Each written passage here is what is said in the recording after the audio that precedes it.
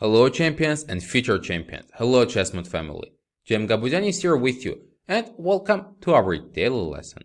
Today we have a question which is unclear for many chess players. What is stronger, 3 pawns or a piece? Of course, examples in this topic can be unlimited, and I would say all the time it may be different. I will try to provide you some general rules which will help you to evaluate these positions.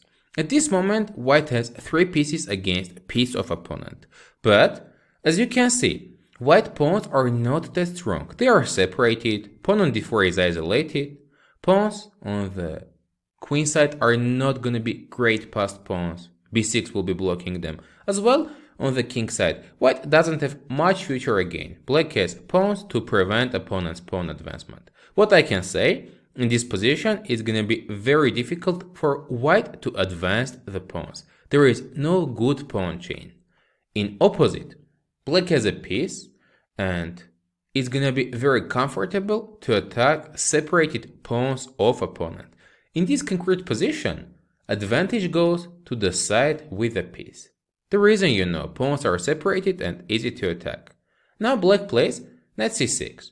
Pawn on d4 is becoming a good target. White has to protect it, removing the bishop. Now black can play something like bishop to e6 and pawn on d4 will be lost. Also, after bishop f1, black can go for rook a8 move, now aiming for a pawn on a2 square. If white goes a4, black can take it on b3 square. After rook a8, if white goes rook to d2, trying to protect, black can increase the pressure, knight b4 move. And now white can play a4. Bishop b3 is not a good option, since rook b2 is winning the piece. But instead of this after a4, black now can activate the rook.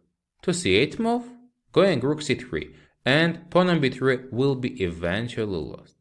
We have seen that separated pawns are not gonna be strong against a piece. Let me change the position and we will have little different conditions. Now we have same quantity of material, 3 pawns versus a piece, but completely different story. Pawns are connected and a healthy pawn chain. It's white to move, and I will offer you to pause the video and decide, will you play this position for a side having a piece or a side having the pawns.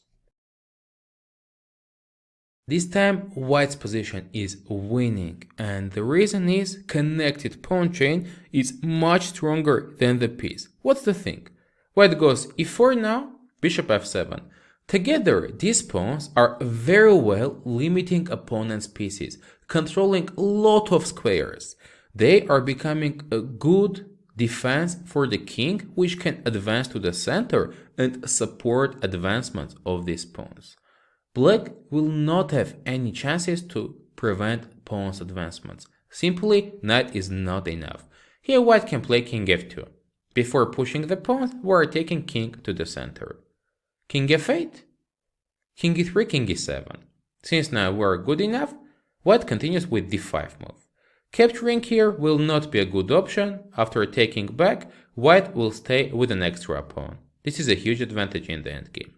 So after d5, if black goes king d6, we're advancing as well king to d4, threatening now e5 check. If black goes rook e8, white can play pawn f4, still keeping the threat. After knight d7, white can play e5, and that's absolutely fine. There is also another option to bring pawns of the queen side into the game. White can play b4, followed by c4 move, and we will keep this kind of threats for a long while. As you can see, black is in a very passive defense. On top of pawn threats, white can bring the rook into the game and the bishop as well. Against this connected army, piece will be useless. So, a little conclusion we can make after our daily lesson. If pawns are separated and easy subjects for an attack, preference goes to the piece. In other conditions, if pawns are in a very strong chain, they can be much stronger than the piece of opponent. Sometimes even two pawns are being stronger than a piece in specific conditions. Now, let's go ahead and you will get your homework position. At this moment, it's white to move, and here is the question. In this complicated middle game position, are we going to play knight f7 move here or we don't? You can share your thoughts and ideas in the comment section below. GM Gabuzyan was here with you. Thank you for your subscriptions, likes, and sharing this video with your friends. We appreciate it a lot. I will see you next time during our next daily lessons.